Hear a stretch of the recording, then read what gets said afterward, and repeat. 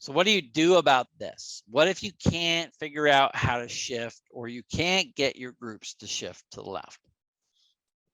Well, first of all, a lot of times these non-functional testing activities are at the end because the belief is that you need to have production-like environments for their testing results to be accurate, right? If you're doing load and stress testing, it doesn't do you any good to run that on your dev environment that doesn't look anything like production. You want data around how well does my production system, my application on its production environment, how does it scale?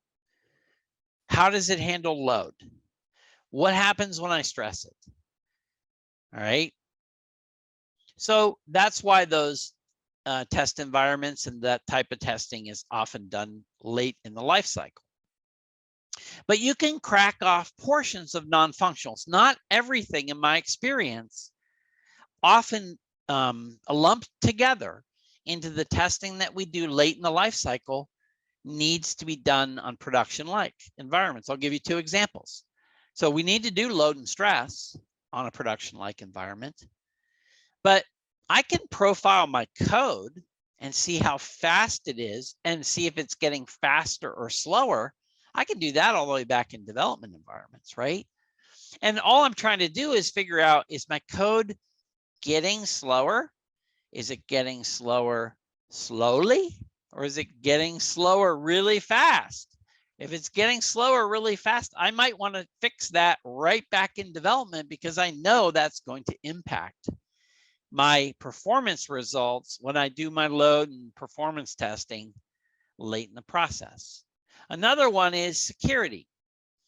So yes, you need to do some amount of security in its production-like environment, but that security analysis is really trying to determine, does this application work properly in its production system against how the system and environment's been configured?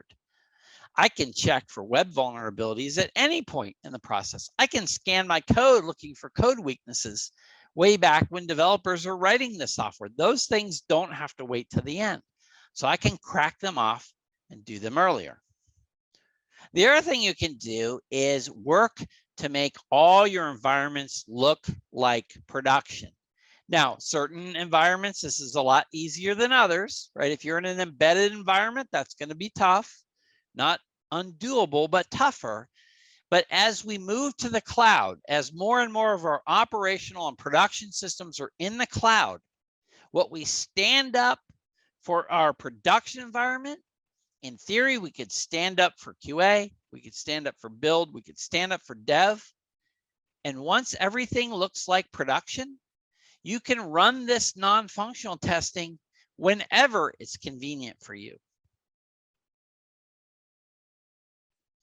Last but not least, sometimes you can set up automated tools to do some of these things that you're cracking off portions of your non-functionals to do, and run the same tools that your other teams are going to run late in the life cycle, and give the results to them. Say, hey, I already ran this. I already ran web security testing on our website, and here's the results.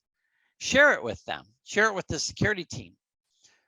Over time, if you run those and they believe you're doing it properly, they help you set them up properly, these tools, then when they see the results, they're going to say, well, I don't need to run the web security testing again. It's going to cut down on those late life cycle capabilities.